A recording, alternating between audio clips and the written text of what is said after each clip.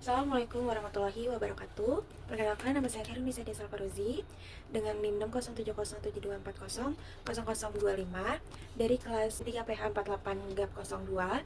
Di sini saya akan sedikit mempresentasikan tentang kontribusi agama terhadap kemajuan zaman.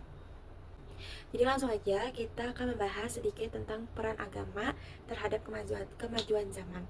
Nah, jadi peran agama itu selain sebagai mengatur aspek spiritual manusia, agama juga mendorong kemajuan dalam ilmu pengetahuan, etika, budaya, dan juga peradaban.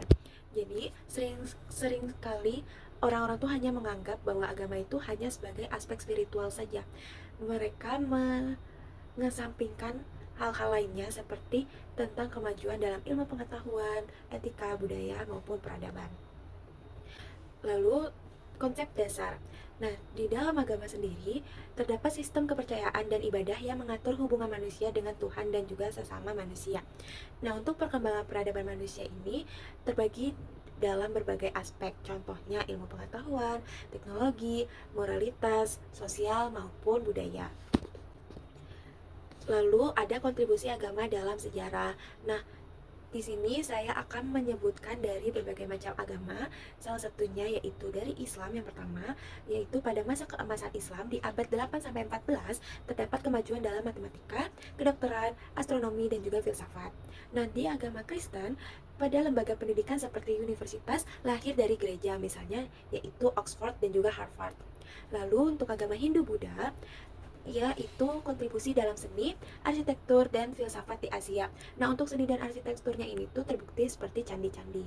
Lalu yang terakhir yaitu Konfusianisme yang berkontribusi terhadap pengaruh kuat dalam pembentukan sistem birokrasi dan moral di Tiongkok.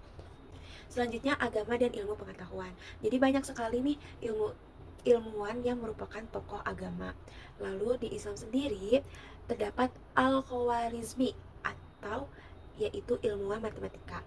Nah, lalu terdapat Ibnu Sina, ilmuwan kedokteran, dan yang terakhir Al-Haytham, yaitu ilmuwan bidang optik.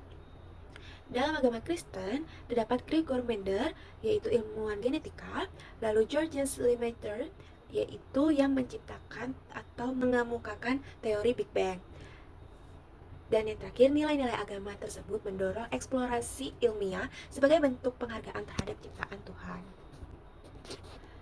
Lalu ada agama dan etika sosial. Pertama, ajaran agama membentuk fondasi moral masyarakat. Kedua, konsep keadilan, kasih sayang, kejujuran, dan juga tanggung jawab sosial. Jadi dalam agama sendiri nih kita diajarkan tentang etika-etika sosial seperti tentang konsep keadilan, kasih sayang, kejujuran maupun tanggung jawab sosial. Nah, terdapat contoh-contohnya seperti zakat dalam Islam, sedekah dalam Kristen, dana dalam agama Buddha, yaitu tujuannya hanya satu, untuk memperkuat solidaritas sosial. Lalu agama dan perdamaian. Yang pertama, banyak sekali ajaran agama yang menekankan tentang perdamaian dan juga toleransi. Kedua, peran tokoh agama dalam mediasi konflik. Contohnya ialah Paus Franciscus maupun Gus Dur. Dan yang terakhir, dialog antar agama mendorong pemahaman lintas budaya dan menghindari ekstremisme. Selanjutnya ialah agama dan pendidikan. Agama mendorong pencarian ilmu. Misalnya, di dalam Islam itu terdapat Iqra. Yang kedua, banyak lembaga pendidikan awal yang dibentuk oleh komunitas agama. Tujuannya yaitu untuk memperkenalkan tentang agama sedari dini kepada anak-anak muda. Dan yang terakhir, pendidikan berbasis nilai moral yang bertujuan untuk membentuk karakter generasi penerus. Nah, selain itu kita juga memiliki tantangan dan kritik. Antara lain terdapat jadi terkadang tuh agama sering disalahgunakan untuk kepentingan politik maupun kekuasaan.